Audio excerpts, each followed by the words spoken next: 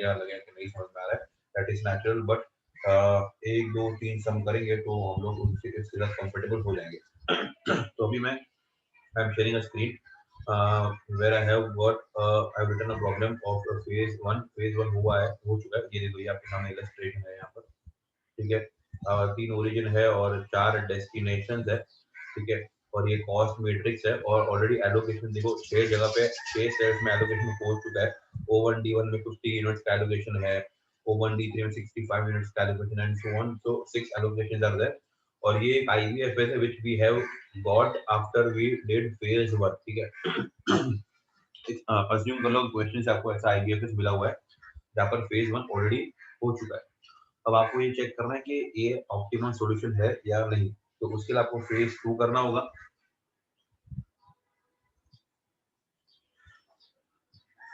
Phase 2, ठीक है।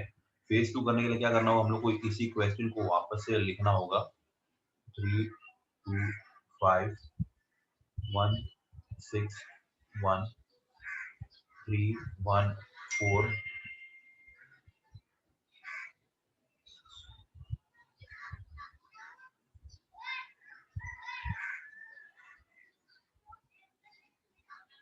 5 3 8 और जो एलोकेशन है वो भी लिख लेते हैं हम लोग 50 65 5, यहाँ पे 60 यूनिट्स का एलोकेशन है, यहाँ पर 25 यूनिट्स का एलोकेशन है और यहाँ पे 95 यूनिट्स का एलोकेशन है, ठीक है। तो हमने ये लिख दिया। अब हमको इसको सॉल्व करने के लिए अब यहाँ पे हम लोग ओरिजिन और डेस्टिनेशन नहीं लिखने वाले हैं, हम लोग यहाँ पर u और v वैल्यूज वर्कआउट करने वाले हैं हर एक रो के और हर एक कॉलम के। तो रो के लिए मैंने u वैल्यूज वर्कआउट करने हैं और कॉलम्स के लिए मुझे v वैल्यूज वर्कआउट करने हैं, ठीक है। डिमांड और सप्लाई इन्फॉर्मेशन भी लिखने की जरूरत नहीं है क्योंकि उसका काम IBFS वर्कआउट करने तक ही लिमिटेड था, जो कि हम लोग कर चुके हैं ऑलरेडी। तो now we are applying phase 2 और it's known as u v method. तो इसलिए इसे u v मेथड बोलते हैं क्योंकि हम लोग यहाँ पे u और v मेथड वैल्यूज वर्कआउट करते हैं हर रो और कॉलम के लिए। रो के लिए हम लोग u वैल्यूज वर्कआउट कर रहे हैं, कॉलम के लिए हम लोग v वैल्यूज वर्कआउट करेंगे, ठीक है। तो there are 3 u values to be worked out and 4 v values to be worked out. अब ये u और v वैल्यू कैसे वर्कआउट करनी है, ये जो मैंने यहाँ पे फॉर्मूला लिखा है इस फॉर्मूला का इस्तेमाल करना है u plus v is equal to c, ठीक है। अब ये u और v तो ये रहे जो हमको वर्कआउट करने, और c जो है वो है कॉस्ट, ठीक है, कॉस्ट ऑफ ट्रांसपोर्टेशन, जो कि हमको ये जो सेल्स में जो सारे वैल्यू है कॉस्ट ऑफ ट्रांसपोर्टेशन ही है, ट्रांसपोर्टेशन कॉस्ट ही है। हाउएवर इस वाले स्टेप के लिए हम लोगों को सिर्फ और सिर्फ इस्तेमाल करना है c जो कॉस्ट है वो ऑफ सेल विद एलोकेशन। तो ये जो फॉर्मूला है ये सिर्फ और सिर्फ सेल विद एलोकेशन के लिए ही काम आने वाला है, सेल्स विद एलोकेशन, ठीक है। तो यहाँ पर जहाँ पर भी एलोकेशन है उसी सेल के अंदर जो कॉस्ट है उसको हम लोग सी कंसिडर करेंगे। जहाँ जहाँ पे एलोकेशन है वहीं की बात कर रहा हूँ, जहाँ पे एलोकेशन नहीं है वहां के सेल में जो कॉस्ट है उसको हम लोग सी कंसिडर नहीं करेंगे इस फॉर्मूला के लिए। इस स्टेप में हमको वो वाले सेल काम नहीं आने वाले। इस स्टेप को करने के लिए u और v वैल्यूज को फाइंड करने के लिए हम लोग को सेल्स विद एलोकेशन वाले सेल्स ही हेल्प करेंगे, ठीक है। अब क्योंकि आप देख सकते हैं फॉर्मूला में 3 वेरिएबल है u v और c, तो आपको कोई भी एक वैल्यू वर्कआउट करना हो तो आपके पास एटलीस्ट 2 वैल्यूज होने चाहिए, तो ही आप थर्ड वैल्यू वर्कआउट कर पाओगे। 3 में से सिर्फ अगर आपके पास एक ही वैल्यू होगा तो बाकी के 2 वैल्यूज आप वर्कआउट नहीं कर सकते। तो इसलिए सम को स्टार्ट करने के लिए हम किसी भी एक u r या फिर v वैल्यू को 0 अज्यूम करके आगे चल सकते हैं। जैसे कि मैंने यहाँ पे अब u1 को 0 कंसिडर कर लिया, तो अब मैं क्या है सम को स्टार्ट कर सकता हूँ कि भाई मेरे पास एटलीस्ट 2 वैल्यूज है तो मैं तीसरा वैल्यू वर्कआउट कर सकता हूँ। तो इसी तरीके से अब जैसे कि ये u1 मैंने 0 वर्कआउट कर लिया है और यहाँ पर ये वाले सेल में एलोकेशन भी है, तो इस वाले सेल का जो कॉस्ट है उसको मैं c कंसिडर कर सकता हूँ। तो u और c दोनों मेरे पास मिल गया तो मेरे को v का वैल्यू मिल जाएगा अप्लाइंग दिस फॉर्मूला। तो देखो मैं कर रहा हूँ यहाँ पे u इज 0, हम 0 अज्यूम किया है, v हम लोग को नहीं पता है क्या है, एंड c जो है वो है 3 because it is cell with allocation, तो वहां के कॉस्ट को c कंसिडर कर सकते हैं। 0 plus what will be equal to 3, 0 plus 3 is equal to 3, right. तो हमको v वैल्यू मिला। मेरे को V1 मिल चुका है, दैट इज ₹3। उसी तरीके से जितने मेरे को ज़्यादा यू और वी वैल्यूज मिलेंगे वो मेरे को फर्दर हेल्प करेंगे दूसरे यू और वी वैल्यूज को वर्कआउट करने के लिए। अब देखिए यहाँ पर भी सेल में एलोकेशन है 65 एलोकेटेड है, तो ये वाले सेल के कॉस्ट को हम लोग सी कंसिडर कर सकते हैं और इसके U1 को तो 0 अज्यूम कर ही रखा है। तो फिर से ये 0 और ये 3 का इस्तेमाल करके हम लोग V3 का वैल्यू वर्कआउट कर सकते हैं यूजिंग दिस फॉर्मूला। तो U को मैंने रखा है 0 plus B I don't know and C is 3. So 0 plus what is equal to 3? Obviously 0 plus 3 is equal to 3. तो B3 में मेरा जो है 3 आ चुका है। उसी तरीके से एक और सेल है यहाँ पे जहाँ पर एलोकेशन है, तो वहाँ पर भी मैं कॉस्ट को C कंसिडर करके B वैल्यू वर्कआउट कर सकता हूँ, क्योंकि U को मैंने U1 को मैंने 0 अज्यूम किया हुआ है। 1 0 plus dash is equal to V4। C जो है हमारा कॉस्ट है 5 है, 0 plus dash equal to 5, 0 plus 5 is equal to 5, तो V4 मेरे को मिल चुका है, दैट इज 5। अब ये जो मिले हैं वैल्यूज, उनसे मैं और वैल्यूज भी वर्कआउट कर सकूंगा उनकी हेल्प से। जैसा आप देख सकते हैं ये V3 जो है, जिसका मैंने को वैल्यू 3 मिला है, इसकी कॉलम में हम नीचे जाएंगे लास्ट वाले रो में, तो ये वाले रो में यहाँ पे एलोकेशन है 25 का, तो इस वाले सेल को मैं यूज कर सकता हूँ। 4 को I will consider as C, तो V3 के 3 एंड इसको 4 को लेकर मैं ये U3 वैल्यू वर्कआउट कर सकता हूँ।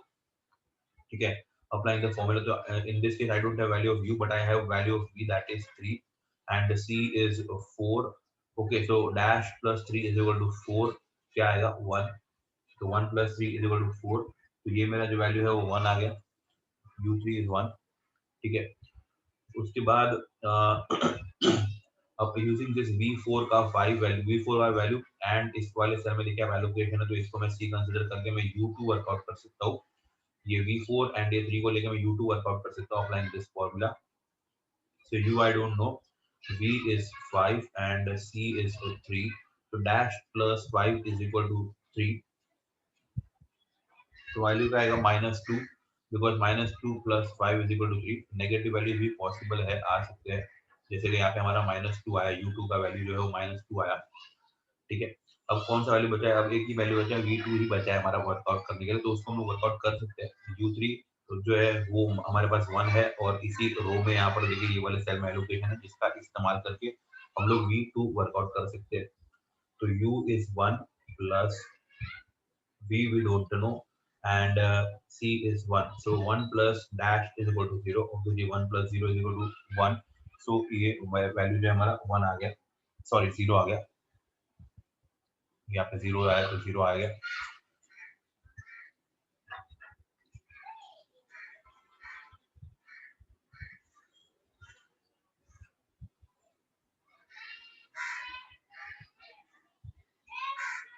ठीक है, तो हमने सारे u और v वैल्यूज वर्कआउट कर लिए। The moment we have done, we are done with u and v values, हम उसके बाद अब क्या करते हैं, u और v वैल्यू हमने इसलिए वर्कआउट किया क्योंकि हमको चेक करना है कि ये सोल्यूशन ऑप्टिमम है कि नहीं। ऑप्टिमलिटी टेस्ट को करने के लिए हमने u और v वैल्यूज वर्कआउट किए।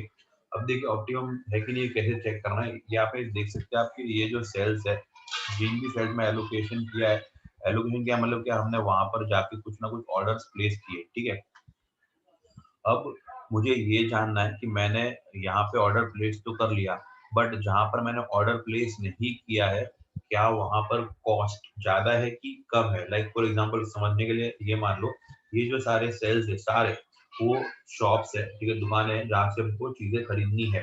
अब जिन सेल्स में एलोकेशन है, ये वो दुकान है जहाँ पे हम लोग ऑलरेडी ऑर्डर प्लेस कर चुके हैं। अब मुझे ये चेक करना है कि क्या मैंने सही दुकान पर ऑर्डर प्लेस किया है, या मैंने जो रेट पे ऑर्डर प्लेस किया उससे कम रेट पे अगर दूसरी दुकानों में चीजें मिल रही है, तो फिर मैंने गलत जगह पे ऑर्डर प्लेस किया है, उससे कम कॉस्ट में मेरा काम हो सकता था।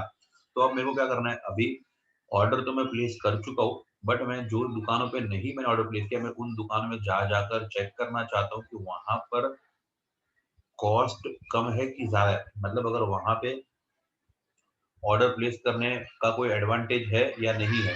ठीक है, तो उसके लिए मुझे क्या करना होगा, I will be using this formula u plus B minus C is equal to, ये वही यही फॉर्मूला है, u plus B equal to C वाला फॉर्मूला। सी को मैंने राइट हैंड साइड से लेफ्ट हैंड साइड पे ले लिया। ठीक है, तो u plus B minus C equal to PP, मतलब क्या, penalty.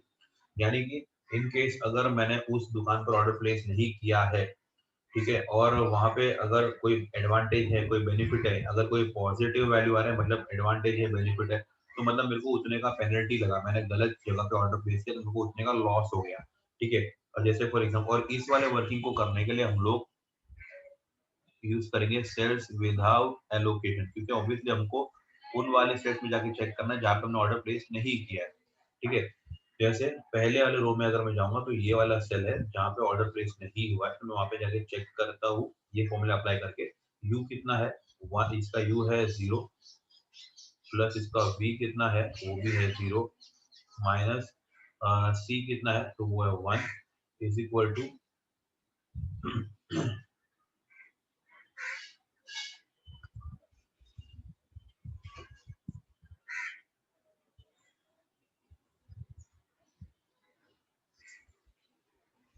Is equal to 1, is equal to, अब इसको क्या, 0 प्लस 0 माइनस 1 क्या आएगा हमारा, -1। ठीक है। उसके बाद नेक्स्ट, अब देखो ये पहला वाला मैंने सेल वर्कआउट किया, यहाँ पर क्या आया, नेगेटिव वैल्यू आया। नेगेटिव वैल्यू मतलब क्या है, कोई एडवांटेज नहीं है यहाँ पर, कोई बेनिफिट नहीं है। अगर पॉजिटिव वैल्यू आया होता तो मतलब यहाँ पर पेनल्टी है, बट यहाँ पे नेगेटिव आ गया, तो यहाँ मतलब यहाँ पर मैंने ऑर्डर प्लेस करना भी नहीं चाहिए था और मैंने किया भी नहीं है। तो सो फार वी आर गुड। अब सेकंड वाले में जाते हैं, सेकंड रो, बाकी सारे सेल में तो एलोकेशन है। सेकंड रो में आते हैं, यहाँ पे ये है सेल विदाउट एलोकेशन, तो यहाँ पे देखते यू है -2, प्लस वी जो है वो है 3, माइनस सी यानी कि जो कॉस्ट है वो है 2। तो इसको जब हम लोग सॉल्व करेंगे तो आंसर आएगा -1, राइट। -2 plus 3 will be 1, 1 -1 -1, 1 -2 -1। तो ये फिर से हमारा नेगेटिव वैल्यू आ गया, मतलब यहाँ पर भी ऑर्डर प्लेस नहीं किया तो हमने अच्छा ही किया है, कुछ गलत नहीं किया। अब ये वाले सेल में जाके चेक करते, तो यहाँ पर U2 है हमारा फिर से -2, प्लस V जो है हमारा 0, माइनस कॉस्ट जो है वो है 6 है। तो आंसर आएगा तुम्हारा -2, -4, -8, माइनस माइनस प्लस, तो -8 आएगा। तो एनीवेज ये भी तुम्हारा मतलब नेगेटिव वैल्यू ही आ रहा है अल्टीमेटली, तो कोई फर्क नहीं पड़ रहा है। अच्छा हुआ हमने यहाँ पे ऑर्डर प्लेस करना भी नहीं चाहिए था और किया भी नहीं है। थर्ड ये वाला सेल है जहाँ पर एलोकेशन नहीं है, तो वहां पर भी ये वर्किंग करना पड़ेगा। तो वहां पर U2 तो -2 ही है क्योंकि सेम रो में हम लोग वर्किंग कर रहे हैं। प्लस V3 जो है उसका वो है 3, माइनस कॉस्ट जो है वो 1, -2 प्लस 3 इज 2, माइनस सॉरी 1, 1 -1 0। तो ये आपका 0 आ रहा है। ठीक है। तो यहाँ पर भी भले 0 आ रहा है लेकिन पॉजिटिव वैल्यू तो नहीं आ रहा है, यानी कि यहाँ पर भी आपने ऑर्डर प्लेस नहीं किया है, तो आपने सही किया है, कोई फायदा नहीं है, कोई एडवांटेज नहीं है, आपको एडिशनल बेनिफिट नहीं दिख रहा है यहाँ पे ऑर्डर प्लेस करने का, तो जरूरत नहीं था प्लेस करने का और हमने किया भी नहीं है। अब थर्ड रो में आ जाते हैं, क्योंकि ये वाले सेल में तो एलोकेशन है तो वहां पे वर्किंग नहीं करना है। थर्ड रो में आते ही इस वाले सेल के लिए वर्कआउट करते हैं। यहाँ पे यू का वैल्यू 1 रहेगा इस वाले रो के लिए, तो यू इज 1, प्लस वी जो है इसका 3 है, माइनस कॉस्ट जो है वो 5 है, तो 1 प्लस 3 4, 4 -5 -1। ठीक है। तो अगेन नेगेटिव वैल्यू ही है तो कोई दिक्कत नहीं है। फिर उसके बाद के दो सेल में तो एलोकेशन हुआ है, लास्ट वाले सेल में एलोकेशन नहीं हुआ, तो वहाँ पे चेक कर लेते हैं। तो u जो है वो 1 है, plus v is 5, minus cost is 8, 1 plus 5 6, 6 minus 8 -2। ठीक है। तो ये भी नेगेटिव वैल्यू ही आ गया है हमारा, यानी कि जो भी दुकानों पे हमने ऑर्डर प्लेस नहीं किया था वो इन सारी दुकानों पे जाकर हमने चेक कर लिया कि क्या वहां पर चीजें सस्ती मिल रही है या नहीं। तो ऑलमोस्ट सारी दुकानों पे हमने जिस भाव में, जो रेट में हमने ऑर्डर प्लेस किया उससे ज्यादा रेट पे है। बस एक शॉप ऐसी है जहाँ पे 0 आ रहा है। 0 का मतलब क्या है कि वहां पर चीजें सस्ती भी नहीं है और महंगी भी नहीं है, मतलब हमने जो रेट पे ऑर्डर प्लेस किया है ऑलमोस्ट उसी रेट पे वहां पर भी मिल रही है, तो मैं वहां पे ऑर्डर प्लेस करता भी तो भी मेरा कुछ फर्क नहीं पड़ता और नहीं भी करता तो भी कुछ फर्क नहीं पड़ता। जबकि बाकी की शॉप्स में चीजें महंगी है तो वहां पे मैं ऑर्डर प्लेस करूँगा तो मेरा कॉस्ट और ज्यादा बढ़ जाएगा। So this is the solution. अब ये जब, क्योंकि अब किसी भी शॉप में जहाँ पे मैंने ऑर्डर प्लेस नहीं किया है वहां पर करना भी नहीं चाहिए था, ये मेरा कंक्लूजन है। तो that means the given solution is an optimum solution. ये जो है यही ऑप्टिमम सॉल्यूशन है, since there is no advantage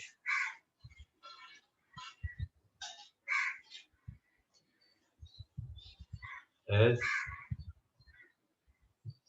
all the penalties are less than or equal to 0, या तो equal to 0 है तो less than 0 है.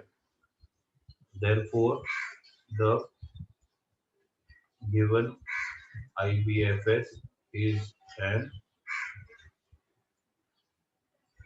optimum solution.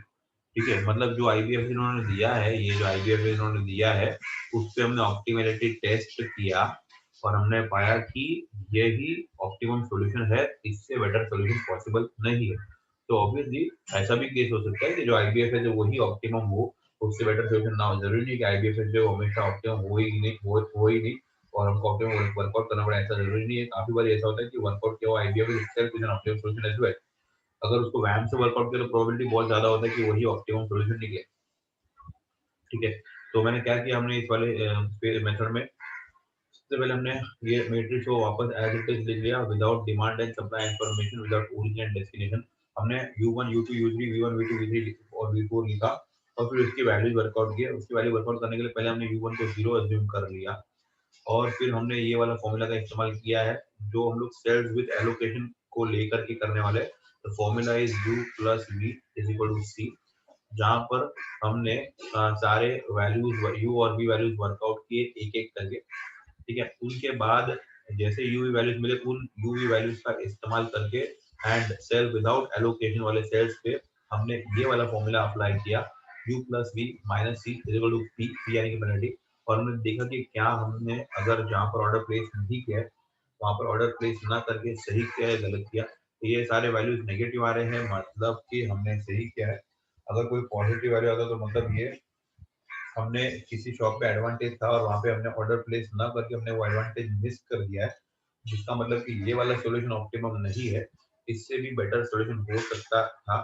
And then in that case ये तो इस वाले प्रॉब्लम में ऐसा हुआ है कि सारे ही वैल्यू या तो जीरो या तो नेगेटिव आ गए और इसलिए हमारा प्रॉब्लम यहीं पे खत्म हो गया, हमको आगे वर्कआउट करना नहीं पड़ा.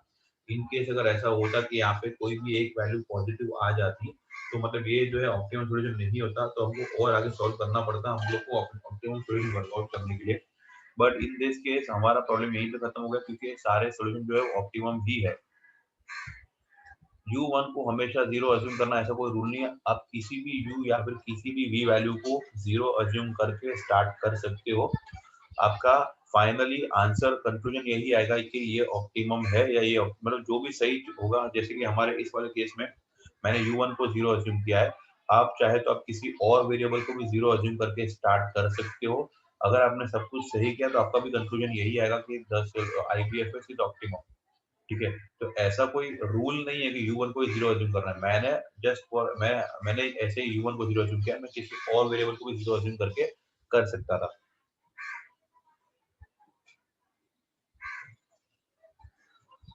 सॉल्यूशन को नोट कर लो, कोई डाउट है क्वेरी है तो लेट मी नो.